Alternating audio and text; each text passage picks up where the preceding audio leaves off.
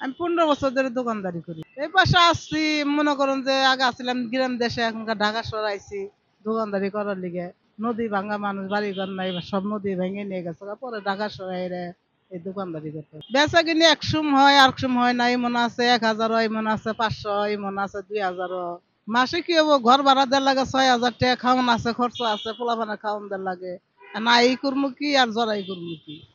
আমার হাজবেন্ড দোকান করে, আমিও দোকানদারি করি। না, ওনার দোকান আলাদা, কসমেটিকের দোকান, ও ফেরি দোকান করে। এনে ভার্সিটি মেয়েরা কিনতে লিগে আসে, অনেক দূর দূর থেকে মানুষজন আসে, কিনে নিয়ে যা। বেলপেট চুরি হয়েছে আপনার হইলো 150 টাকা, স্টিলের চুরি হয়েছে এটা 100 টাকা, সুতার চুরি হয়েছে 120 টাকা। প্রিয় পাঠক, দৈনিক দেশের কণ্ঠের পাশাপাশি আমাদের আরেকটি ইংরেজি দৈনিক দি ডেইলি এক্সপ্রেস খুব শীঘ্রই আপনাদের হাতে পৌঁছে যাবে বলে আমি আশা করছি।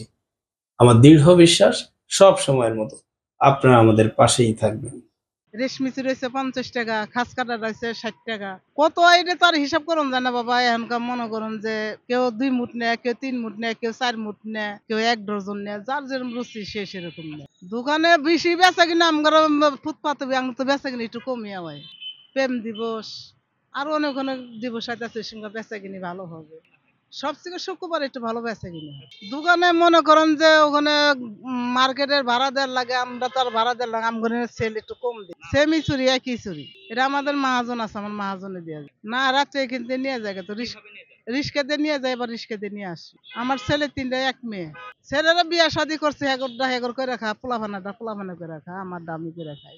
না করে তারা, না করে ছেলে, না করে মেয়ে, না করে ছেলের বাপ, না করে আমি নিজের উবিরেছি। আমি করি। এবার 16 ডিসেম্বর ভালোবাসা দিবস, সেখানের মধ্যে মনে হয় যে মেলা 12 কিসিমের দিকে মানুষজন আসা ফিরা করে, হিসুম 2 একটা বেচা কিনি ভালো। না, দোকান রাত করে সরি হালাইতাম। না না, আমি এখানেই বসি, আমি 12 মাস এখানে।